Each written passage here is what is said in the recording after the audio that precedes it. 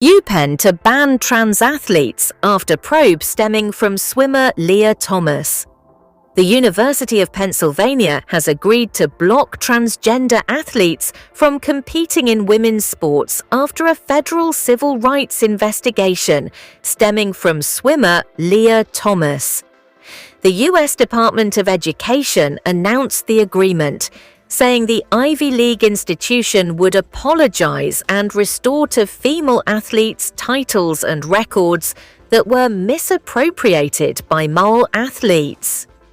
The university said it would update its records set during the 2021-22 season to indicate who would now hold the records under current eligibility guidelines.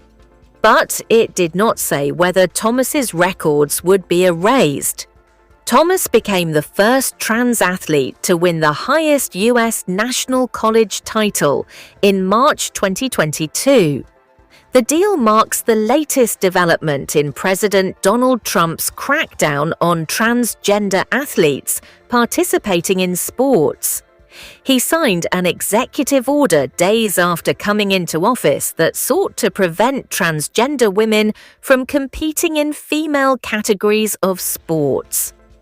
The university was among several that his administration opened investigations into over possible violations of Title IX, a 1972 civil rights law that bans sex-based discrimination in any education program or activity that receives federal funding. 2 months later, the Trump administration paused 127 mayors in federal funding to the college over its transgender athlete policy. Under Tuesday's deal, the university must stick to biology-based definitions of male and female, in line with the president's executive orders, said the Education Department. U.S. Education Secretary Linda McMahon said in a statement, "Today's resolution agreement with UPenn is yet another example of the Trump effect in action.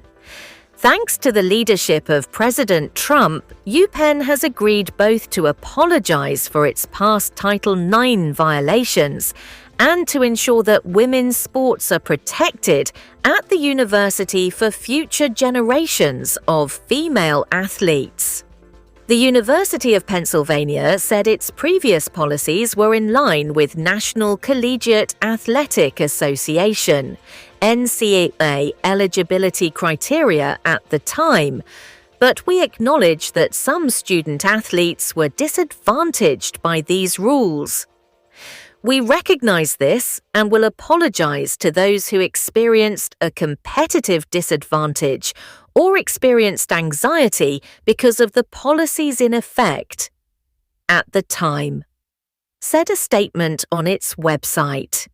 The change at the school comes years after Thomas competed at UPenn, first with the school's men's team for 3 seasons before starting hormone replacement therapy in spring 2019. Competing on the women's swim team in 2022, Thomas shattered school swim records, posting the fastest times of any female swimmer. She has since graduated and no longer competes for the university. She also has noted the transgender population of college athletes is very small. The NCAA has said it amounted to about 10 athletes. "The biggest misconception, I think, is the reason I transitioned," Thomas told ABC and ESPN in 2022. "People will say, oh, she just transitioned so she would have an advantage, so she could win. I transitioned to be happy, to be true to myself." Last year, Thomas took legal action in a bid to compete again in elite women's sports. But the Court of Arbitration for Sport in Switzerland rejected the case.